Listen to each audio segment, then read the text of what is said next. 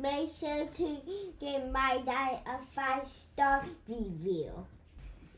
Make sure to like and subscribe to his YouTube. Thank you for listening and enjoy the show. Welcome to a special episode of Faithful Politics. Today, we are honored to present an exclusive offering of the audio version of the powerful documentary For Our Daughters. This film, which is free to watch on YouTube, shares the stories of courageous women who have come forward to address the complex issues surrounding sexual abuse, its impact, and the systems that often fail to protect the most vulnerable. We were given express permission to bring this to you through our podcast stream, and hope that you'll share with anyone you feel could benefit from the stories you'll hear. Also, make sure you check the show notes, as it contains the link to the actual film, along with the website For Our Daughters, which has lots of great resources. Lastly, I want to offer a content warning. This documentary includes descriptions of sexual abuse and might be distressing for some listeners. So we encourage you to take care while listening, and thank you for joining us and bearing witness to these important stories.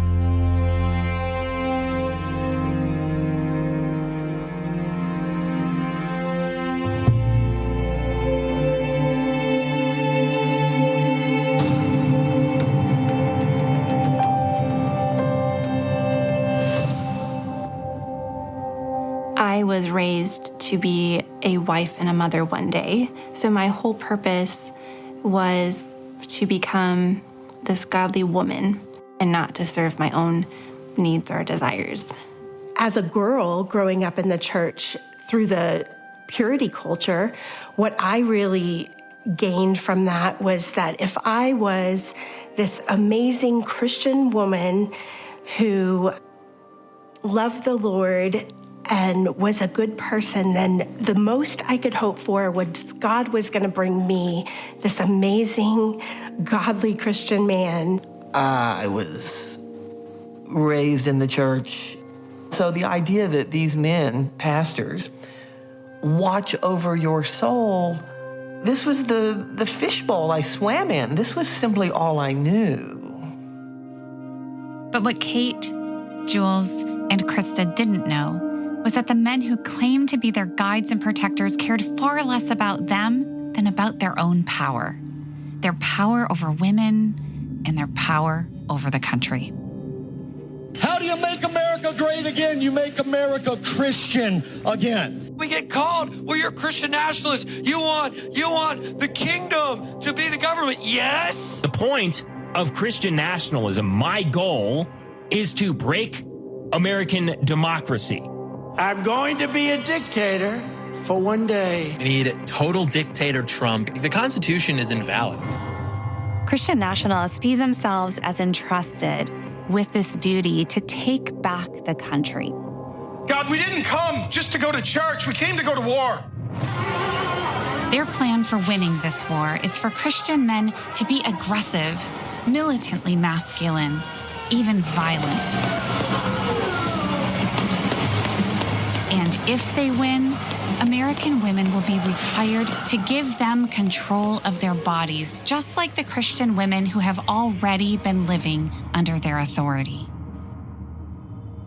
My dad would say that he is the prophet, priest, and king of the household. And we were taught that men were strong and powerful and protectors, and they had a lot of positive language to describe the patriarchs.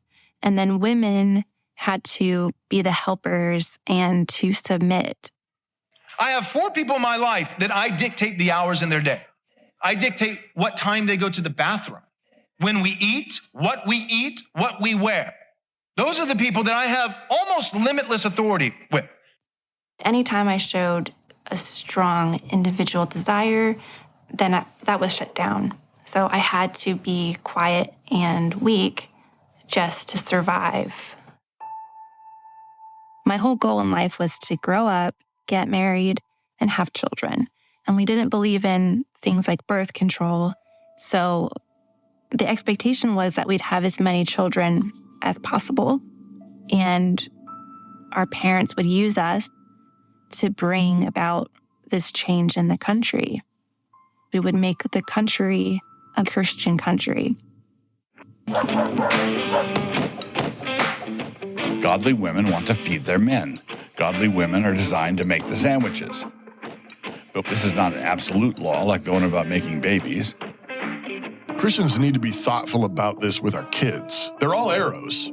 They're all to be sharp and they're all to do damage to the enemy. But we want our daughters to grow up seeing what they're for. We're just going to outbreed these people. We are. There has been a lot of talk about Christian nationalists' drive to take over the country and about their strict view of the roles of women and men.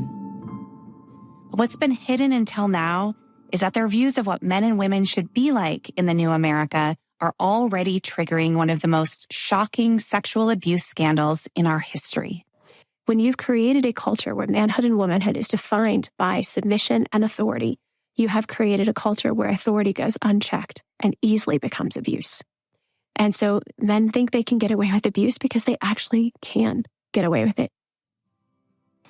Andy Savage, my youth pastor, was very gregarious. He was a good-looking guy, super fun. And so when he came to my church, everybody was so excited that this charismatic man was coming to bring more kids to Christ and make the youth group a cool place to be.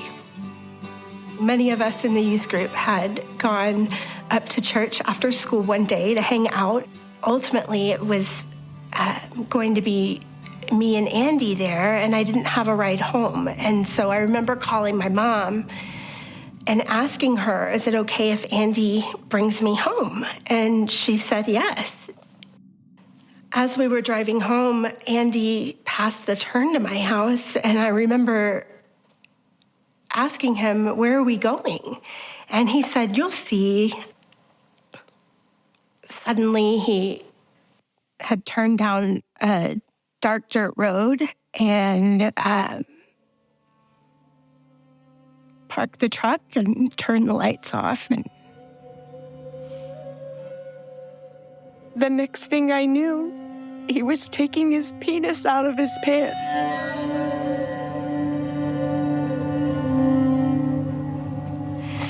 And then he suddenly jumps up and runs out of the truck, and he's screaming, oh my God, what have I done? And he tells me, Jules, you have to take this to the grave with you.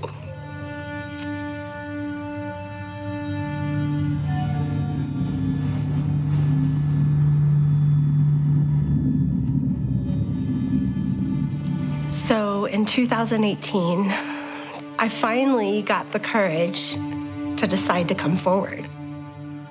And I looked up Andy Savage, who was now one of the leading pastors at a mega church in Tennessee, and I decided to write him an email. And I signed off #MeToo. 2 days later was a Sunday, and the head of the church announces to the congregation that Pastor Savage has something he needs to tell them. What happened next was so enraging, I wanted the world to see it. That's when the New York Times put the church's own video online. I regretfully had a sexual incident with a female high school senior in the church.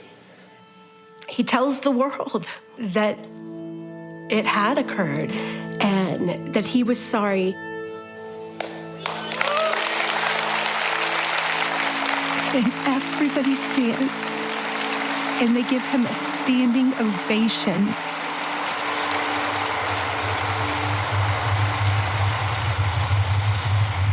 And when you see the congregation standing up and applauding an abuser, which happens over and over, it's very emotionally satisfying to accept quote-unquote repentance, to emotionally identify with the abuser, because what it gives you is this very neat, tidy story of restoration, allegedly. Right? It gives you this pretty little package with a bow on top where you can say, look how beautiful it is God redeems. And it costs you nothing. It costs you something to side with the vulnerable and the weak and the oppressed. It costs you nothing to side with the one who's in power. One of the kickers is that I remember them saying, "We are saddened to see that Miss Woodson has not been on the same path to healing as Andy." Are you kidding me? This didn't affect him 1 ounce. He was celebrated. You don't just move on after trauma. And when society and the church acts like it didn't happen, disposes of the victims, then it's re-traumatizing all over again.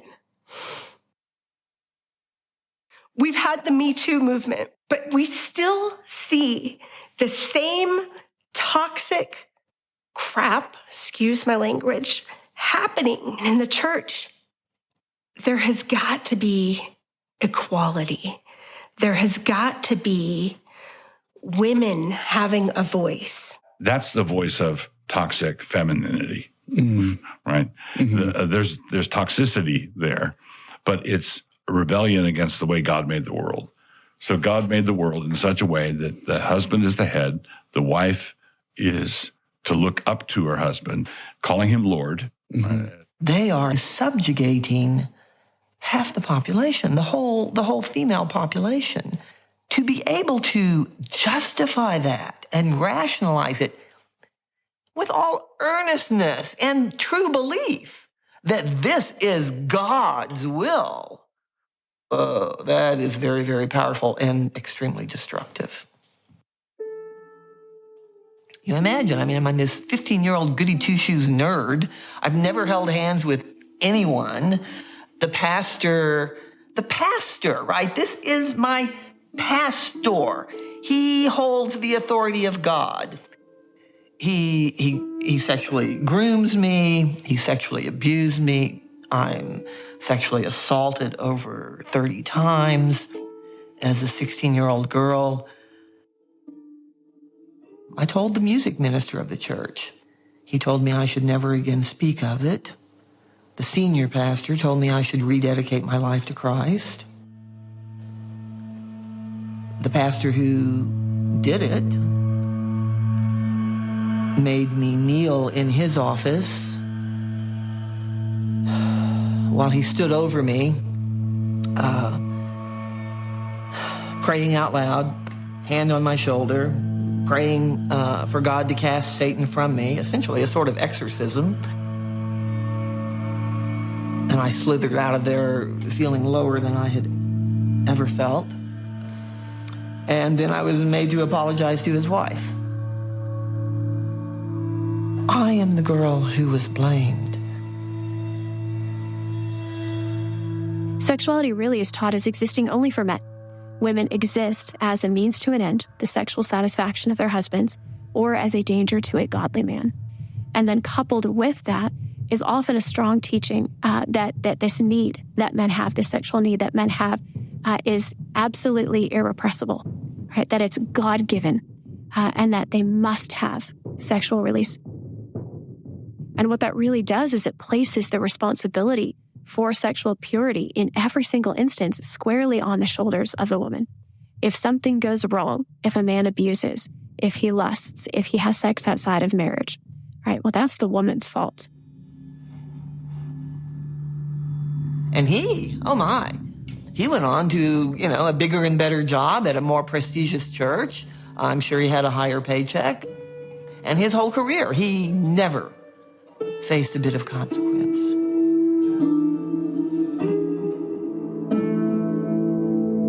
When my own daughter approached the same age I had been, I just couldn't. I couldn't live with knowing how things were. So that was the start of it.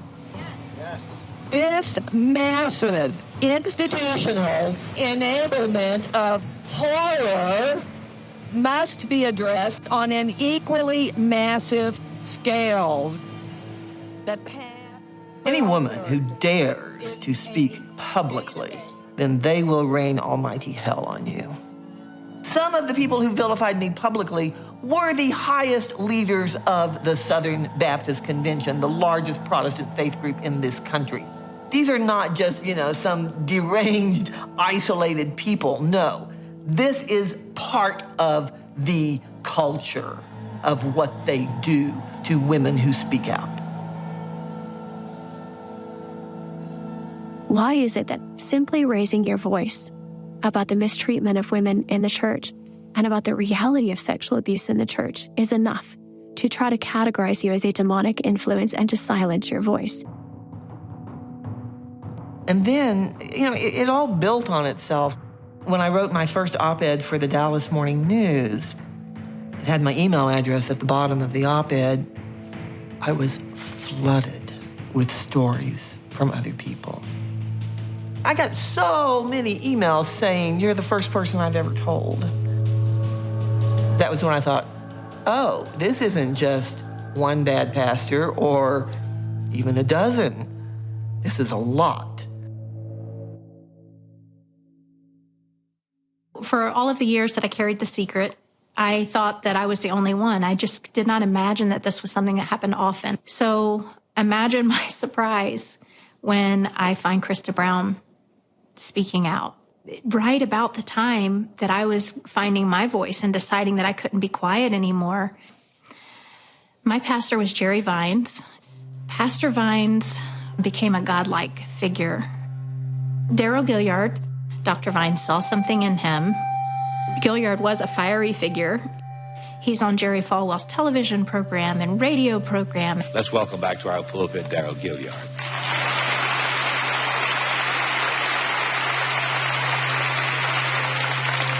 I want to bring a message this morning entitled Peace Amid the Storm. Daryl Gilliard found me in our youth group.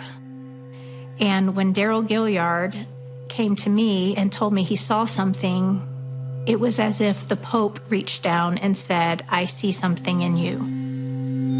He basically told my parents even that he wanted to mentor me, that he saw something special in me, which in that world was pride for my parents. What we didn't know is that Daryl had many victims already, had attacked so many other people.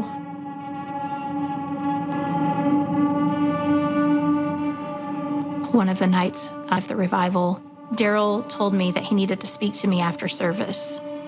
And I asked where. And he asked me to meet at the hotel. He said, "I'll be in the open." And that's where everything went haywire. He chased me all the way through the hotel because he was right on my heels. By the time we get to the parking lot and I look back and realize he's still coming and nobody's coming with him. And it is in a dark, desolate area of the city.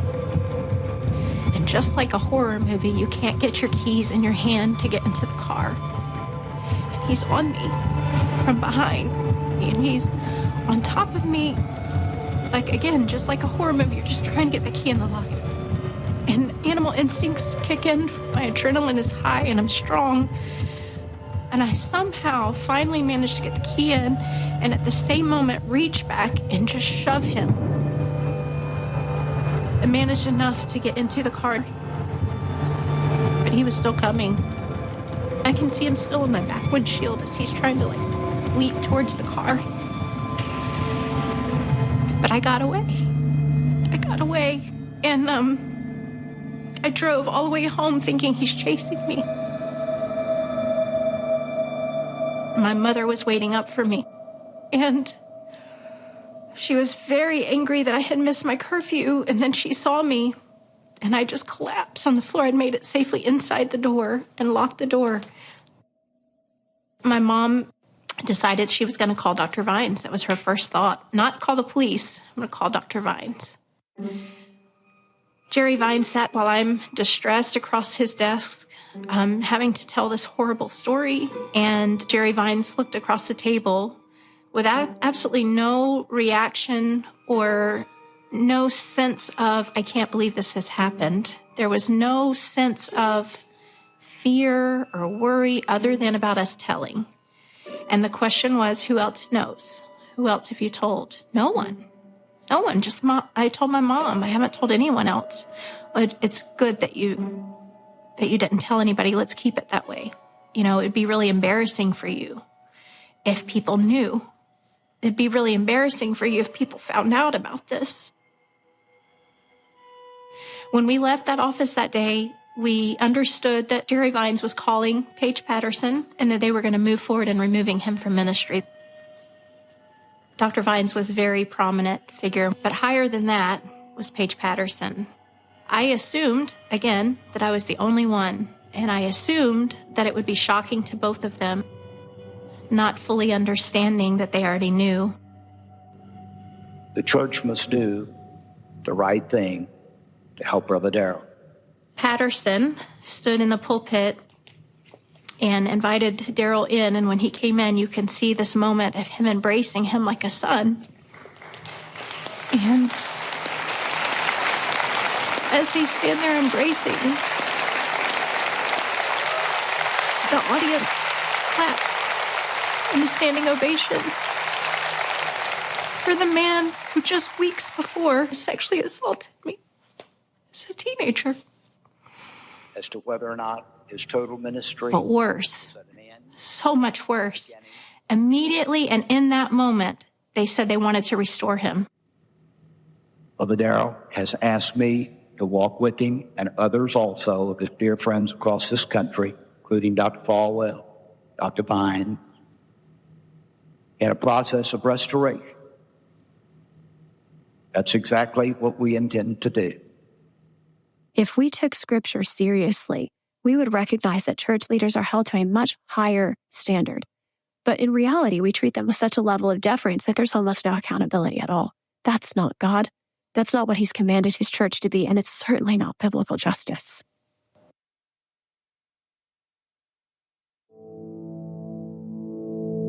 Finally, years later, he was arrested for crimes against 2 minor girls in his church. So the courage came like a roaring lion, and there was no holding back at that point. I am not going to be quiet again. And so when I called the sex crimes detective, the sex crime detective immediately tells me, it's probably not going to go anywhere. He's too powerful. Her exact words, he's too powerful, and I think these charges will be swept under the rug. You have the Vines and the Patterson, Falwell, all of those voices that don't want this to come out. Again, that lion, I was like, not this time, not this time. And I said, what do we need? What do we need to make this stronger? And she said, we need more victims, and we need victims that can testify because these are 2 young girls, and they can't probably stand up to the weight of a prosecution and a trial and all of the things. So that's what I set out to do. I wanted to bring awareness to it. I wanted to go public. So I called every news station in our city and said, I have a story to tell, and I don't want to be off camera. I want to be on it. I want to put a face to it because these victims can't. They're too young. By the end of the case, there are more than 40 known victims of Gilliard when the state attorney closed their files. I reached out to both Vines and Patterson and said, please do the right thing now. You might not have done the right thing for me then, but continually I asked them, step up now. But instead, what I was told by Jerry Vines was, Tiffany, given a little bit of time, these things tend to just go away. They don't lose sleep over it. They don't even bat an eye. And they may pat themselves on the back and look at themselves and say, well, I never abused anyone. They did. They did by perpetuating this system. So there is this need to maintain power at all costs. Whatever casualties come are just casualties. It's just part of war. That's their mentality. And they have completely lost their actual role as pastors and shepherds in their power war. Ezekiel 23:30 said, God looked for a man to stand in the gap, but none was found. God found one in Donald J. Trump. And we are coming on the air with news about former President Donald Trump, as a jury in New York has found that Trump sexually abused and defamed E. Jean Carroll and awarded her $5 million in damages. In a unanimous, historic verdict, he's been found guilty of 34 separate charges after he paid off a porn star. You know, I'm automatically attracted to beautiful. I just start kissing them. It's like a magnet. I don't even know. And when you're a star, they let you do it.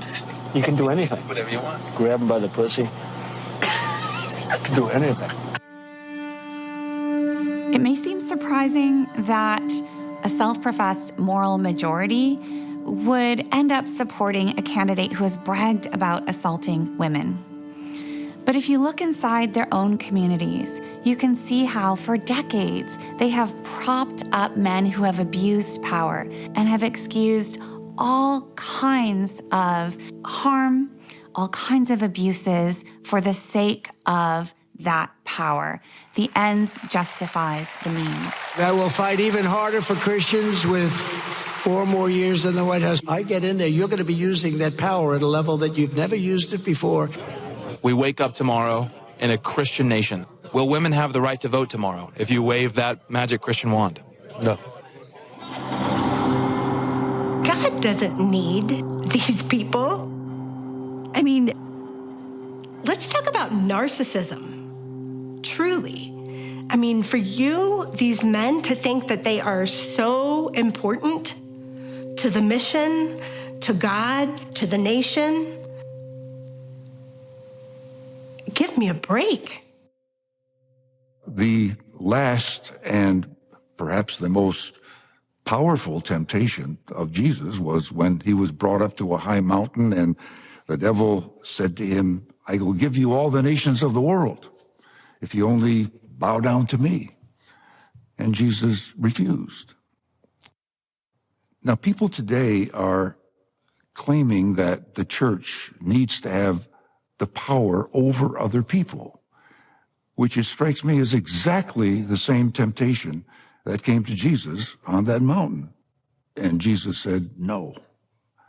He said no because power corrupts. It always corrupts.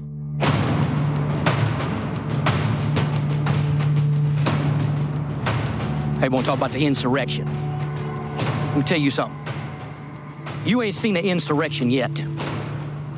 My Bible says that the church of the living God is an institution, that the gates of hell shall not prevail against it. And the Bible says that we'll take it by force. When people talk about turning the U.S. into a Christian nation, it makes me quake to ponder what that would mean for women in this country. Because I have seen what it means for the largest evangelical Protestant faith group in the country, and it is bloody awful. That is not the country I want. I feel like Jesus called us to love others. And I think that's what could make America great, is if everyone could come together and realize that we all have differences and we walk different paths, we have different stories, we have different backgrounds, but one common denominator could be that love. Macho power is not what Jesus calls for. Jesus himself did not operate in that way. Jesus was gentle. He was humble, particularly in his relationship with women. And that way, he told us men what we are to be like. In fact, it's my conviction that that kind of idea that we need to have more power so that we can have our way, or people will say God's way within society, is the exact opposite of what Christ calls us to do. And I think what we have to grapple with, again, is that the reality that those of us who are raising our voices are not calling for a departure from Christ, but rather a return to who Christ really is.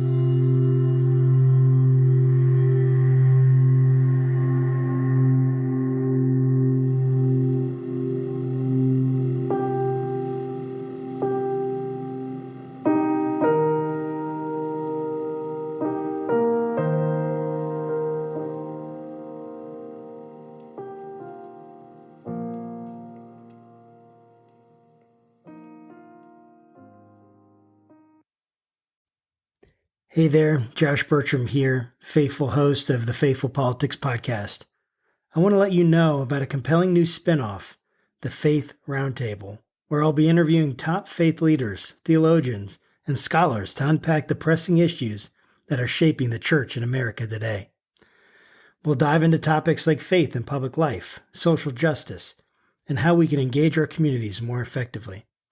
Make sure you don't miss any of our enlightening conversations by subscribing to it on our YouTube channel.